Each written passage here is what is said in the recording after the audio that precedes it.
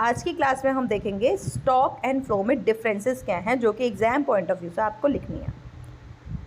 तो अब पहले हम बात करते हैं स्टॉक की। स्टॉक क्या है, मैंने लास्ट क्लास में बताया, पॉइंट ऑफ टाइम, एक पॉइंट टाइम पे point of time date fixed होगी तो आपका स्टॉक है। Stock is a quantity measured at a point of time, यही सबसे मेन पॉइंट आपको याद रखना है। Point of time stock, period of time flow.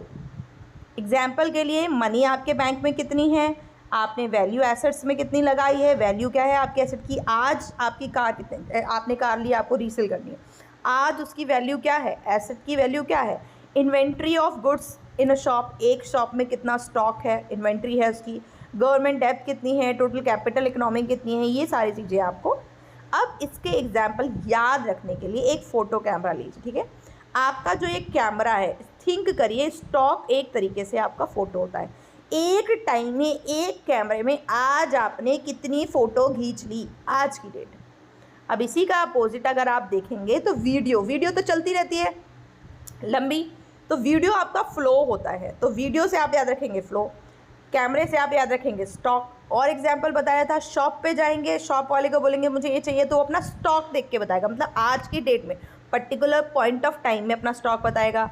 Period of time, class में 8 पीरियड का टाइम टेबल जनरली फॉलो होता है, 6 पीरियड 8 पीरियड टाइम टेबल, वो लंबे टाइम तक चल रहा है, मीन्स पीरियड ऑफ टाइम। इस तरीके से आप स्टॉक एंड फ्लो का एग्जाम्पल याद रखेंगे। जैसे मैंने टैंक का एग्जाम्पल बताया, वाटर फुल है, स्टॉक है। वाटर आप टैंक से निकाल के किसी बकेट में कहीं ना कहीं फिल कर रहे हैं तो वो आपका फ्लो है। तो फ्लो क्या होता है, period of time, stock point of time, flow period of time.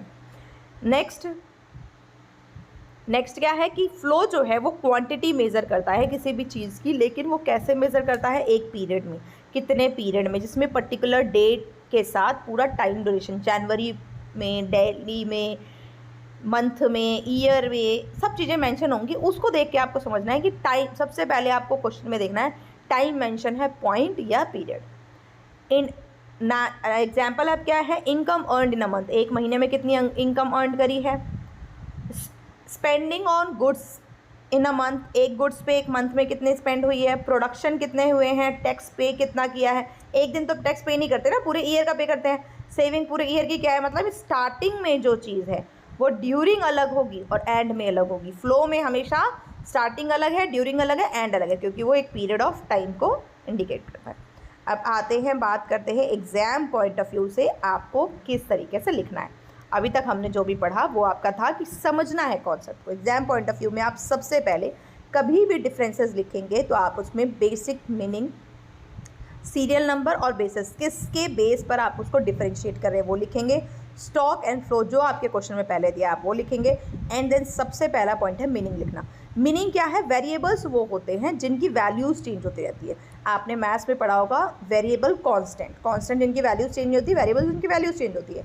तो स्टॉक क्या है, ऐसा वेरिएबल है जो मेज़र किया जाता है पर्टिकुलर पीरियड ऑफ टाइम, जिसको आप पॉइंट ऑफ टाइम बोलते हैं, ठीक है, एक पर्टिकुलर पीरियड में, लेकिन ये over the period of time. इसमें क्या है, पूरी ड्यूरेशन में।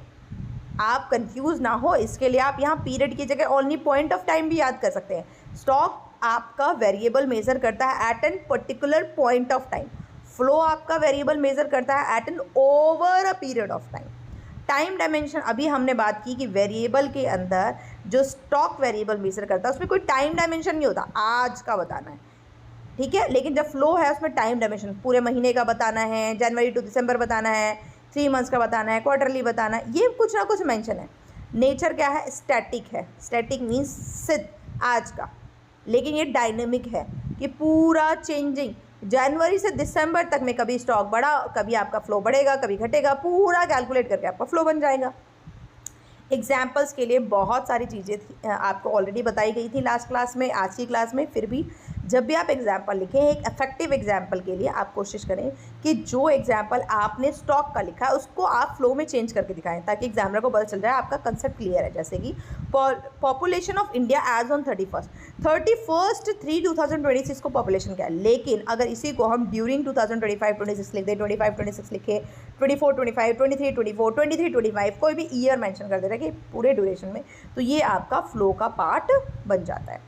नेक्स्ट क्लास में हम देखेंगे 4 सेक्टर ऑफ इकोनॉमी, इकोनॉमी के 4 कौन से सेक्टर।